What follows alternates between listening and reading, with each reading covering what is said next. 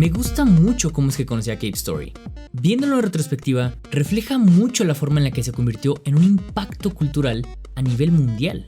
Un amigo en la escuela me contó que había leído sobre este juego y que era uno de los mejores juegos que nadie conocía, aunque fuera gratis, y que aparte estaba por salir en consolas. Este mismo amigo fue el que me introdujo a otros juegos más como Braid, Bastion, Fez y Super Meat Boy, juegos pilares de la nueva ola de estos extraños juegos llamados indies. Juegos que en ese momento se sentían diferentes a todos los demás.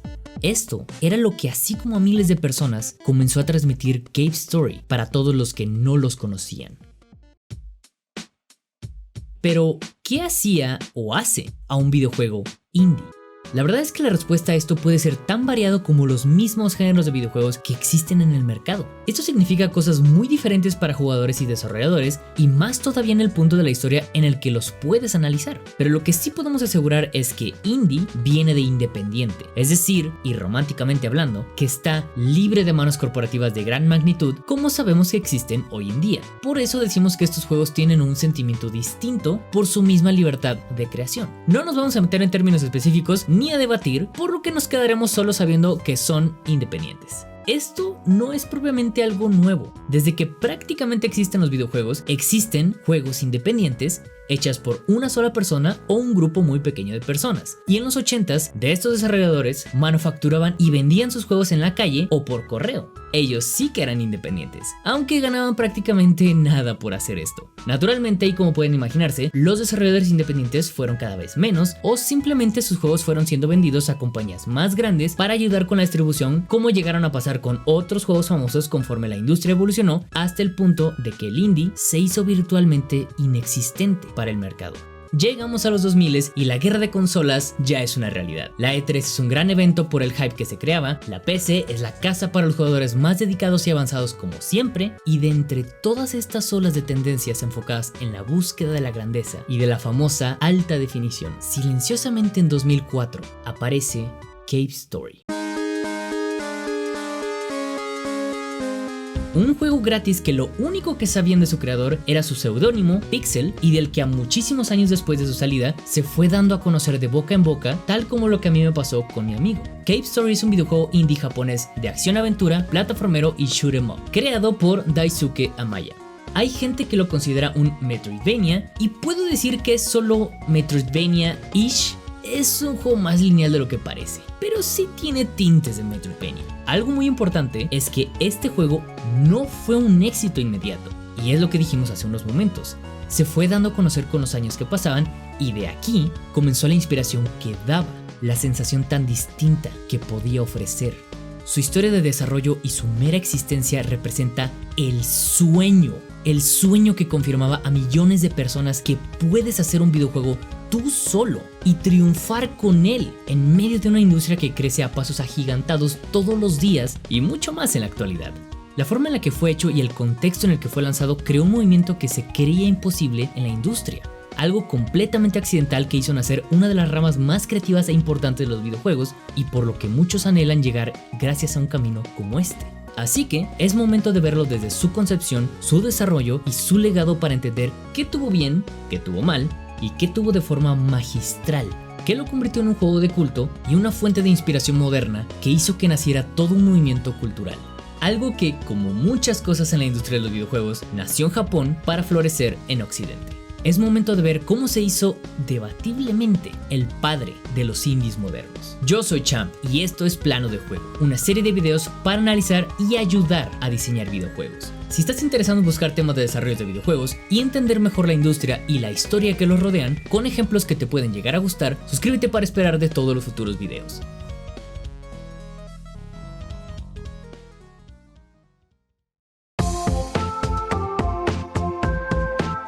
El desarrollo de Cave Story en retrospectiva tiene muchos patrones que hoy en día no se considerarían apropiados para el lanzamiento de un videojuego. sobre todo porque el mercado ha evolucionado todavía más desde que se estaba haciendo este juego. Daisuke no tenía deadlines y sus ideas no estaban concretas desde un principio, por lo que muchas mecánicas, personajes y partes de la historia las cambiaba conforme estaba trabajando. Otra vez, si alguien me dijera que está haciendo un videojuego que quiere vender en estos momentos, haciendo estos mismos patrones, le diría que el videojuego que está haciendo tal vez no le vaya tan bien como espera. Vivimos en una era en la que la visión tiene que ser mucho más clara porque el público sabe más todavía del desarrollo de juegos que hace 20 años. Esto significa que el público sabrá qué compra y qué no desde con mucho tiempo de anticipo. Y si un juego no es claro para el público no tendrá interés. Justamente por eso digo sobre el desarrollo de Cave Story, pero deben entender que no era el mismo contexto en la era en la que lo hacían. Es importante notar que desde el inicio del desarrollo, Daisuke estaba creando Cave Story por la gracia de hacer un videojuego, no realmente por lo que vayan a pensar los demás de él. Es la expresión viva de querer hacer un videojuego. Es por lo mismo que todo fue hecho por él desde cero. Y también, ya sé que actualmente hay muchos juegos como ejemplos de videojuegos hechos por una sola persona en la industria del videojuego indie. Pero ponte a pensar que Daisuke aprendió casi todo mientras iba haciendo su propio juego. Eso incluye programar, diseñar, hacer el arte y hacer la música. Que esta última es merecedora de un análisis por alguien más porque es completamente funcional a lo que se necesitaba este juego. Durante la primera fase del desarrollo, se centró en la diversión que le provocaba haber hecho al personaje principal en una pantalla negra y jugando con los valores de las físicas que podía otorgarle, ya sea moviéndolo más rápido o más lento o hacer que saltara más o menos. Satisfecho con lo que tenía en una pantalla en negro, siguió el diseño de niveles y el resto del arte fue hecho con esto ya terminado. Es un poco extraño como lo estaba haciendo. De los 5 años que Cave Story estuvo en desarrollo, los primeros 2 fueron totalmente experimentales y dedicados a hacer cosas sin tener un rumbo específico, y los siguientes 3 se dedicaron a hacer ahora sí un verdadero producto que sea del agrado de una audiencia y poniendo el diseño y significado antes de todo. Es decir, primero fue aprender por 2 años a hacer un videojuego y luego fueron 3 años para realmente hacer un videojuego. Me encanta pensar que el desarrollo de este juego fue hecho por la mera satisfacción de hacerlo, tanto así que me vuelve a inspirar. Y creo que de aquí viene su magia, y lo que también inspiró a miles de personas, ya sean fanáticos de los juegos 2D, indies y hasta actualmente desarrolladores de videojuegos. Pero sí, jamás, en serio, jamás recomendaría trabajar de esta forma porque la gran mayoría de los casos no llegan a ningún lado, aunque no fue el caso aquí. Así que veamos por qué.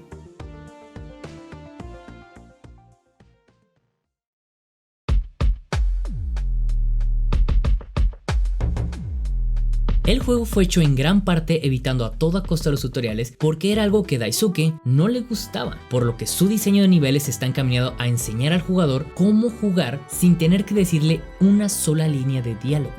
Ponte en contexto de la época en la que salió Cave Story para que entendamos mejor este punto. Desde los 90s y principios de los 2000s, los videojuegos estaban llegando a un mayor nivel de complejidad que trajo muchas confusiones de cómo explicar nuevas mecánicas igualmente más complejas a los nuevos jugadores. Esto hizo muy común los típicos y algunos infames tutoriales que indudablemente eran una parte muy aburrida de cualquier videojuego. Esto con tal de que siquiera supieras cómo jugar dicho videojuego. Por eso tenemos el ejemplo de esa época de Driver con su nivel de tutorial increíblemente difícil y hasta en cierta forma estúpido de explicar. Pues esto era lo que quería evitar Daisuke en Cave Story y tomó de inspiración la forma de presentar un juego de muchos ejemplos mucho más viejos como Metroid y Mega Man, algo mucho más orgánico para aprender. Curiosamente, esto es algo que ya se hace y se sabe muy bien en la actualidad, se los digo por experiencia, pero en esos años todavía no estaba registrado que así funcionaban mejor las cosas. Esto no solo le funcionó para que el jugador entendiera las mecánicas básicas y después mecánicas más complejas conforme iba avanzando en el juego, sino que ayudaba mucho a la atmósfera del mismo videojuego.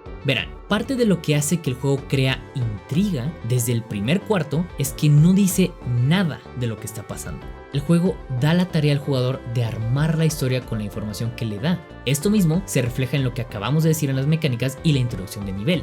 Todos los primeros niveles, en serio, todos son vitales para que el jugador entienda y pueda quedar intrigado para lo que sigue. No hay excepción para juego alguno. Y hasta le dedicamos un video entero a cómo Super Metroid introduce sus mecánicas y atmósferas a su jugador. Aquí arriba se los dejo si lo quieren ver. En el caso de Cave Story, empiezas pues en una cueva. Ok, tiene sentido. No hubo información, no hubo una cinemática más que esa pequeña animación críptica antes del título de inicio. Ni Super Metroid hizo esto. Así que veamos cómo funciona en este caso. Este cuarto que están viendo aquí es muy intuitivo aunque no lo parezca. El personaje no habla, pero por inercia como jugadores que somos, pues simplemente comenzamos a movernos. Si por alguna razón no has sabido cómo brincar, el juego te da un pequeño castigo sin quitarte vida. Caes en este estanque y a la vez que caes en el agua, puedes observar que un contador va hacia abajo. Claramente no quieres que eso llegue a cero, así que también por inercia tratas de salirte. Y si de todas maneras todavía no sabes cómo brincar, puedes salir simplemente caminando.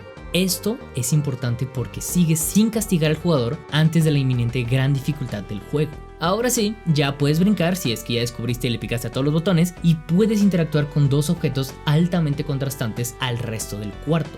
Todos asociamos símbolos con nuestros idiomas y por lo mismo los assets como bloques y distensión de tiles con objetos y el mismo señalamiento del juego utiliza esto a su favor. Por eso entendemos al momento que puedes moverte por rampas o saltar bloques, abrir puertas y además así entiendes las físicas. Como estás en un espacio confinado puedes experimentar y entender qué tanto afecta la física al personaje. Y ahora vean lo que el jugador ya pudo entender hasta este momento con un solo cuarto. Hay obstáculos, hay piso, hay pendientes, hay puertas, ya sabes qué tanto se mueve el personaje, puedes ahogarte, ya sabes que puedes recuperar tu vida y que puedes guardar.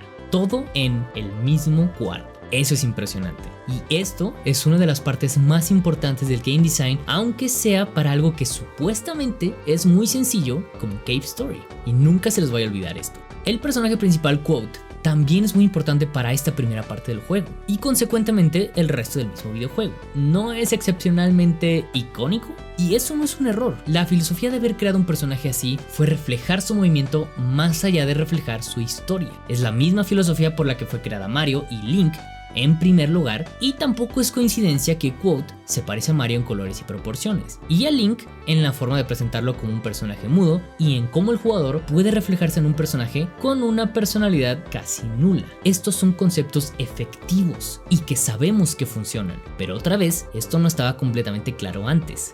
La paleta de colores del mismo personaje contrasta mucho con los fondos oscuros para que el jugador nunca pierda el mismo personaje pequeño en una pantalla grande, mucho como lo habían hecho años atrás con Mega Man. Y esto mismo que acabamos de decir se aplica con los objetos que interactúas.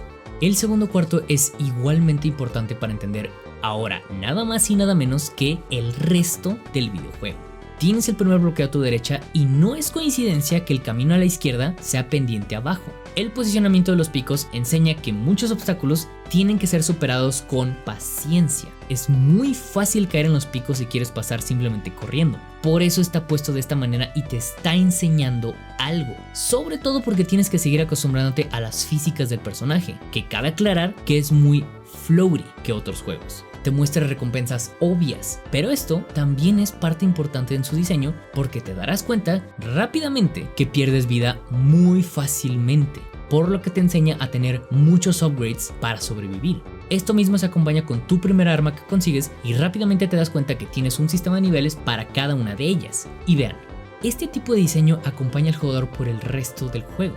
La progresión es bañada con esta filosofía y tiene toda una razón de estar o no estar en el juego, y es algo que siempre se debe de cuidar. Entonces, con esto dicho, veamos cómo es que esto evoluciona en partes más avanzadas del juego.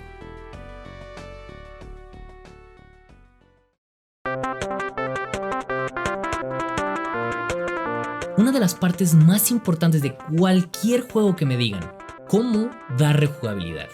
Si analizas por qué seguimos jugando muchos videojuegos actualmente, es decir, por qué los repetimos, le debemos a que tienen rejugabilidad. En este caso, Cave Story no cumple exactamente con nuevos modos de juego que dan pauta a esta dichosa rejugabilidad, que es algo que hacen otros videojuegos de la historia. Algunos videojuegos, como vimos en el video de Chrono Trigger y después en todos los años después que vienen de este, utilizan el famoso New Game Plus, que abre nuevos caminos para que el jugador los descubra todos. En Cave Story, la historia es quien permite esto, no un nuevo modo de juego. Las acciones del jugador afectan los 3 posibles finales de este juego y conforme más conoces el juego, más quieres saber todas las variantes de diálogos y finales que tiene, por lo que te fuerza a rejugarlo mientras descubres cosas nuevas. En cierta forma, cumple lo mismo, pero simplemente lo hace mediante la historia. Te hace sentir satisfecho cuando cumples todo lo que querías ver, incluso abriendo caminos completamente nuevos y mucho más difíciles que varían en dependencia de lo que has escogido en el camino. Es decir, hay ciertas partes del juego que si has escogido tener la metralleta en lugar de la pistola, es mucho más fácil porque la metralleta te permite flotar mientras disparas hacia abajo. ¿Y cómo no escogerías una metralleta sobre una pistola? Y más si te hace flotar. Pero una decisión tan inocente como esta cambia la historia y el final del juego, y literalmente el diseño de niveles. Y esto, señores, es lo impresionante. Quédense conmigo, esto me encanta. Lo que un nivel con la metralleta se convertía en un shoot 'em up atascado de disparos en la pantalla, con la pistola convierte a exactamente el mismo nivel y con las mismas plataformas, con los mismos enemigos, ahora en un plataformero muy cauteloso y mucho más difícil. Algo tan sencillo como cambiar la forma de atacar repercute en el resto del videojuego, tanto en gameplay como en historia. En serio, esto me encanta. Es algo muy sutil y sencillo, pero pónganse a pensar en esto. El mismo diseño de niveles está hecho para ser pasado de 2 formas distintas, otorgando rejugabilidad y también más recompensas. Además de que debes de cumplir estas cosas para desbloquear el mejor final. Cada acción que haces tiene un peso real en la conclusión del juego. Cambiar armas te puede dar algo mejor o peor después. Probablemente podrás conseguir una buena arma en el momento, pero a la larga te enseña que eso no era lo mejor. Cualquier camino que tomes, el juego te responde de manera distinta cambiando los niveles o solo unos pequeños diálogos. Sea cual sea, ese es el peso. Y creo que haberlo pensado desde el principio para este juego es definitivamente lo que lo hacía más valioso.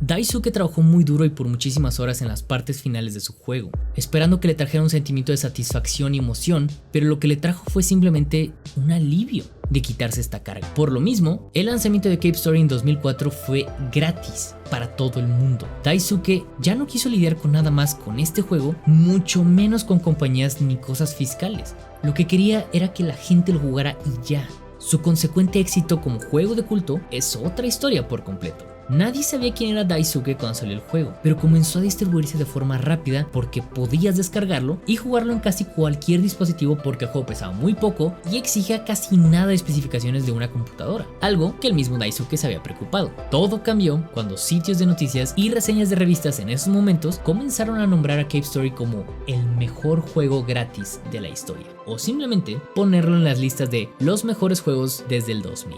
Sobre todo porque estaban vendiendo esta noticia como un juego hecho por una sola persona. Y su diseño podía compararse a buenos juegos viejos y todavía más a comparar a este misterioso desarrollador con personas como Shigeru Miyamoto. El misterio y la forma en la que comenzaron a vender esta noticia fue lo que le dio mucho más impulso a Cave Story como un juego exitoso en el mercado. Tomen en cuenta que Daisuke en esto no estuvo para nada en control. 4 años después, Nicalis contactó con Daisuke para portear el juego a otras plataformas con mejoras visuales, y aunque no quería al principio, respetaron sus deseos de que siguiera siendo un juego fácil de entender y mantenerlo prácticamente igual. Esto dio a pie a que por fin diera su cara para que todo el mundo lo conociera no como Pixel, como es que se había presentado, sino por fin con su nombre real como desarrollador. Esto mismo inspiró al mismo Daisuke a hablar en muchos aspectos mucho más personales sobre su propio desarrollo, y es algo que le recomiendo a todos ver con su plática en la Game Developer Conference de 2008. El juego evolucionó a más plataformas como el remake en 3D para Nintendo 3DS, que no se los recomiendo tanto como la versión original, pero si quieren jugarlo, allá ustedes, y todavía más con Cave Story Plus, que incluye todo lo que se ha mejorado con los años que mencionamos, así como tener niveles extras. Pero igualmente todos podemos seguir jugando la versión original exactamente como Daisuke quiso desde un principio, gratis. Algo que deben de entender y quiero dejar muy claro, su camino como desarrollador fue muy desalentador. Todo el tiempo se sintió solo y nunca realmente supo cómo la gente veía su juego hasta muchísimos años después. Siempre tuvo un trabajo de medio tiempo para poder pagar cuentas y poder sobrevivir mientras hacía su juego. Aún y ya siendo conocido el juego, no ganó nada de dinero hasta casi 10 años después. Y nunca creyó que su juego fuera la inspiración para que el resto del mundo siguiera sus pasos, aunque fueran unos pasos difíciles de seguir. Cave Story es un juego hecho simplemente de pasión y se nota. Es un juego que comenzó como un hobby y aprendió de estudiar a los juegos de antes, cosa que ahora nosotros hacemos regularmente. Por lo que Daisuke también es un analista en cierta forma. Aprendió a tomar crítica y a cambiar las cosas que necesitaban ser rehechas, enseñó a los jugadores a entender su juego sin tutoriales como lo hacían antes, y todo esto fue lo que llenó de pasión e inspiración a miles de desarrolladores que siguen aprendiendo de lo que logró él con un solo juego. Y aunque la licencia de Cave Story actualmente le pertenece a Nicalis, Daisuke ha hecho lo que siempre quiso hacer desde un principio: videojuegos por el simple hecho de hacerlos, por la mera satisfacción. Y sí, Daisuke actualmente es un referente importante para la industria, sobre todo porque él representa la historia que millones de personas quisieran tener: crear un videojuego desde una idea llena de pasión y lanzarla para que el mundo entero conozca tu juego. Y hasta él mismo ha dicho que no le importa no hacer otro juego tan bueno como Cave Story, simplemente quiere seguir haciendo lo que le gusta. Y por eso su trabajo siempre va a pasar a la historia de esta forma.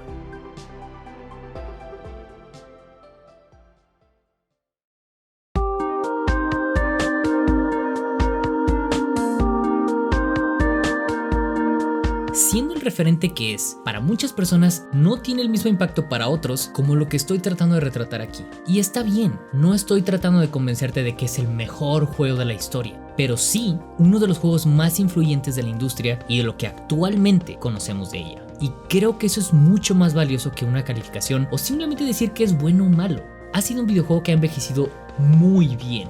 Y aún y a sabiendas de que era un videojuego que no tenía otras referencias más que los juegos viejos de los que se estaba basando. El resurgimiento actual que existe por los Metroidvanias se debe parcialmente a Cave Story.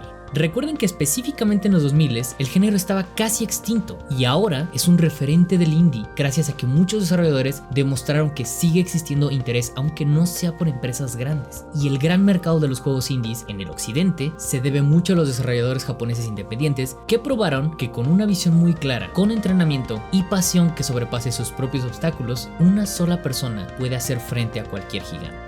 Cave Story actualmente, y viéndolo otra vez en retrospectiva, sí se podría considerar como el padre del indie moderno. No porque fuera el primero, tal vez sí pionero de lo que conocemos, pero no, primero no. Lo podríamos considerar porque él fue el que puso por fin el nombre indie en la boca de todos. Y porque la historia que involucra haber hecho este juego es la historia que todos quisiéramos vivir. Es el típico quiero hacer un juego porque me gusta jugar videojuegos, sin saber casi nada sobre desarrollo, aprender y hacerlo en tus tiempos libres, lanzarlo y convertirse en un juego de culto y después en un éxito comercial al punto de aliarte con un publisher para terminar con tu propia empresa.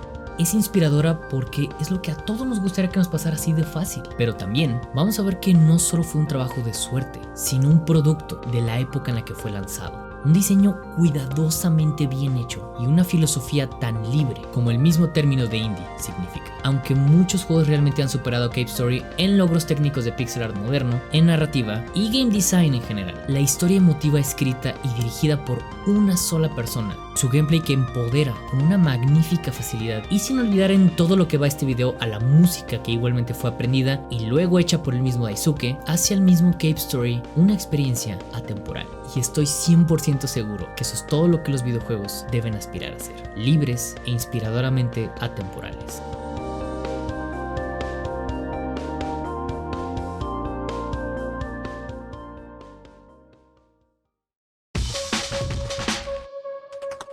Muchas gracias por llegar hasta aquí. En serio, no saben lo mucho que me encantó hablar de este juego, sobre todo por la influencia que tiene.